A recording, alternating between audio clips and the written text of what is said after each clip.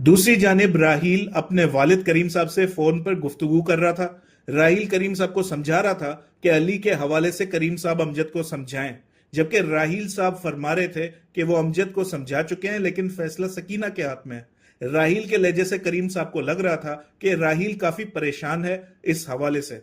करीम साहब बोले, बेटा तुम इस हवाले से परेशान क्यों हो रहे हो? वो अमजद की बहन है, वो जाने, और उसकी बहन, तुम्हें इस हवाले से जल्दी क्यों है? राहिल अपने ख्यालात छुपाते हुए बड़े मुतमईन अंदाज में बोला, नहीं अबू, मुझे क्या, मैं तो बस सकीना की भलाई के लिए कह रहा था। अली के घर वाले रोज हमसे पूछ रहे हैं, इसलिए कह रहा था। करीम साहब बोले, तुम फिक्र ना करो, उन्हें बस टालते रहो, हमारा मसला नहीं, अमजद और सकीना खुद हाँ या ना कर देंगे। राहिल बोला, जी अबू।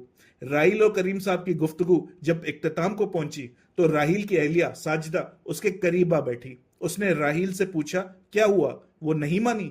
राहिल गुस्से में बोला, नहीं मोहतरमा के नखरे तो देखो, बाहर वाले से शादी नहीं करनी। एक तो सब ठीक जा रहा था, तुम्हें फजूल में उस दावत में सकीना के बारे में बताना था कि वो मेरी चचाजाद बहन है।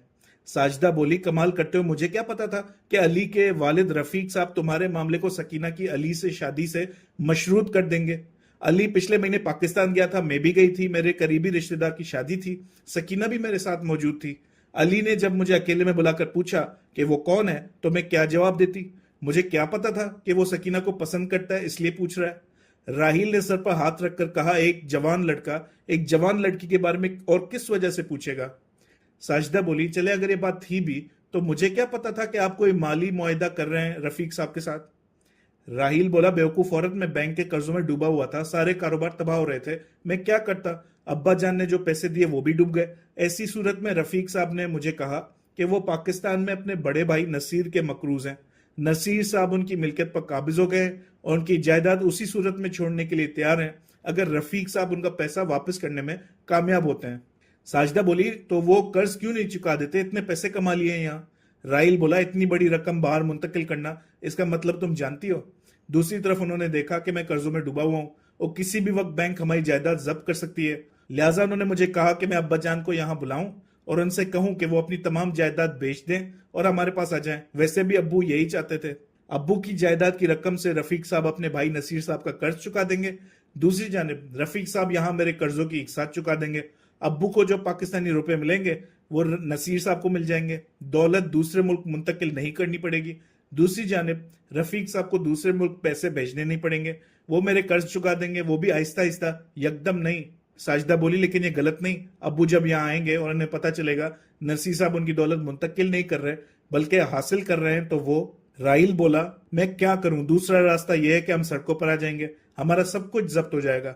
साजिदा बोली, फिर सकीना की शादी इस मंसूबे से क्यों जुड़ गई? राहिल बोला, मैं कितनी बार बताऊं, अली को जब पता चला कि सकीना मेरी कजन है और अब्बू सकीना और अमजद के मुतवल्ली हैं तो उसने अपने वालिद से सकीना से रिश्ते की ख्वाहिश जाहिर की। ये लोग हमारे ही गांव के हैं, लिहाजा रफीक साहब की राल टपकने लगी।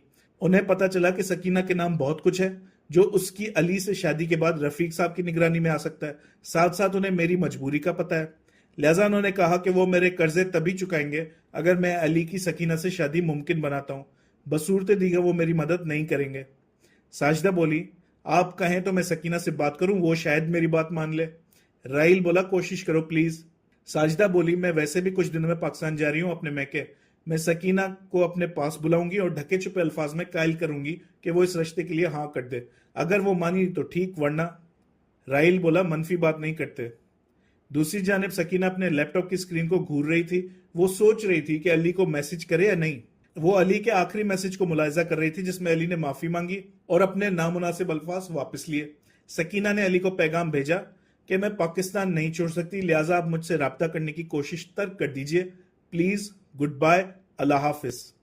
अली ने उसी वक्त उसे रिप्लाई किया, you are not going to leave Pakistan, I am leaving UK, I have booked my flight, I will come to Pakistan in a few days. Sakina ने लैपटॉप जोर से बंद किया और बोली, बेशरम। अमजद उसके कमरे में दाखिल हुआ और उसके चेहरे के तासुरात देखकर पूछने लगा, सब ठीक तो है? सकीना पहले खामोश रही और कुछ न बोली। उसने अपनी गर्दन झुका ली। अमजद उसके करीब बैठ गया, पूछने लगा, कोई बात है तो मुझे बताओ, मैं तुम्हारा बड़ा भाई हूं। सकीना अमजद को घूरती रही, जिस पर अमजद ने मजीद पूछा, सकीना बताओ क्या बात है?